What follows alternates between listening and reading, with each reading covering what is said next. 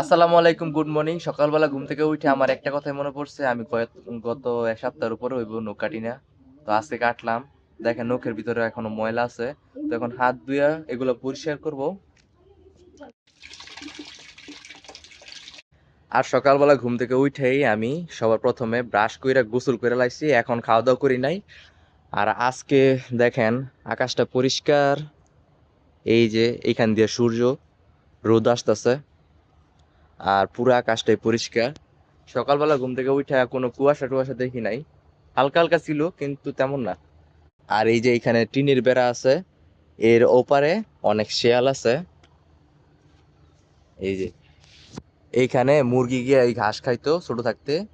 তো আমগো অনেকগুলা মুরগি শিয়ালে রয়ে গেছে গা, যার কারণে বুদ্ধি কইরা এই যে ওড়না দিয়া রাখছে, যাতে মুরগি টপকায় না যাইতারে আর কি। আর এই যে দেখেন খোলা মাঠের মধ্যে আমগোর একটা গোলাপ গাছ। যখন এই গোলাপ গাছটা প্রথমবার আনছে তখন মানে প্রথম দিন একদিন পার হওয়ার পরই একটা সুন্দর গোলাপ এতটুক বড় হয়ে গেছে গা। মানে এটা অবাক করার মতন একটা গোলাপ হয়ে গেছে গা। আরো দুই চারটা কলি ছিল, পরে হঠাৎ করে ওই গোলাপটা পড়ে গেছে, ওই কলিগুলো পড়ে গেছে।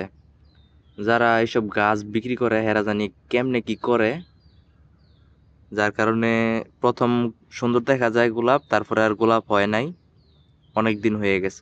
তো গাইস আমি এখন সকালে নাস্তা করবো, আর নাস্তা করার পরে যাবো হচ্ছে গিয়া দোকানে। তো গাইস আমি এই গাড়িটা বার করলাম, ভাইয়ের গাড়ি। আর আজকে মনে হয় খাওয়া দাওয়া একটু বেশি হয়ে গেছে গা, বেশি খেয়ে লাইছি, এর লিগে কাহিল লাগতেছে।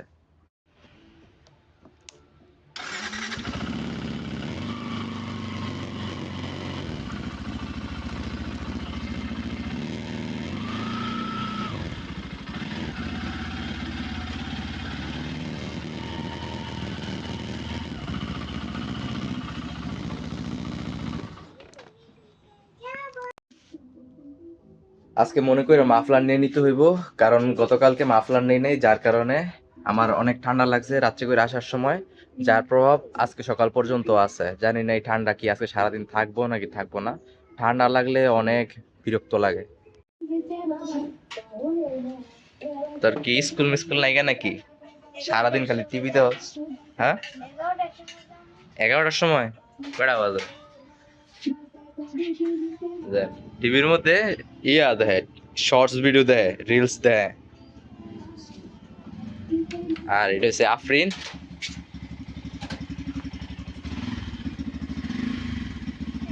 তোমার নাম কি?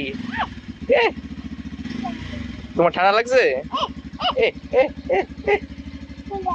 যাই গিয়া আমরা, যাই গিয়া, টাটা টাটা। এই যে এটা হচ্ছে টিফিন বাটি, এটার মধ্যে আমরা খাবার নেই প্রত্যেক দিন। আর এটা হচ্ছে আমি, এটা পড়তে হইব, পইরা তারপরে আমি যাবো।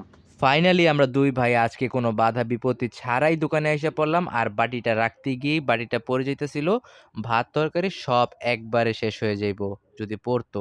আর এদিকে ভাইয়া এসে পড়ছে। আর এখন আমার কাজ হয়েছে এই দোকানটা ঝাড়ু দেওয়া, আগে ঝাড়ুটা খুঁজে নেই। তো গাইস এইমাত্র দোকান খুললাম, আর এখন দোকানটা ঝাড়ু দেব। এই যে ঝাড়ু আমাদের, দেখো আবার ময়লা হয়ে যাইতেছে।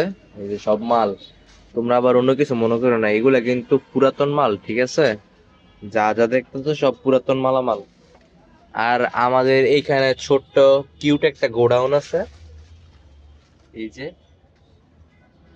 তারপর আবার আমি চলে গেলাম জাইদুল ভাইয়ের দোকানে। দোকানটা ছিল নতুন, যার কারণে এখন পর্যন্ত টেবিল চেয়ার ফ্যান কিছুই লাগানো হয়নি।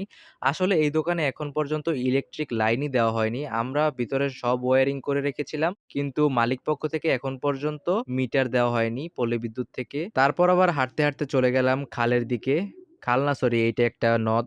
এই নদটা দেখলেই আমার খুব মায়া লাগে। এইখানে অনেক ময়লা আবর্জনা ফেলা হয়, ডাইং এর কালারফুল পানি ফেলা হয়। দেখো পানিগুলা কত কালারফুল হয়ে রয়েছে, কিন্তু দেখতে কিন্তু ভীষণ খারাপ। আর আমাদের দেশকে বলা হয় নদীমাতৃক দেশ, কিন্তু আমার মনে হয় আমাদের দেশের নদ নদীগুলোই এখন বড় বিপদে আছে। তো বন্ধুরা, আর কিছুক্ষণ হাঁটাহাঁটি করার পর আমি আবার চলে আসলাম দোকানে। এখন হয়ে গেছে দুপুর, আর দেখো যে রোদ পড়ছে একবারে আমার কপাল বরাবর। আমরা আর কিছুক্ষণ পরে খাওয়া দাওয়া করবো। ভাইয়া গেছিল নামাজে, আমি দোকানে বইসা বইসা দোকান পাহারা দিচ্ছিলাম, কারণ আজকে একবারে মাছি মারার মতন কোনো কাস্টমার নাই।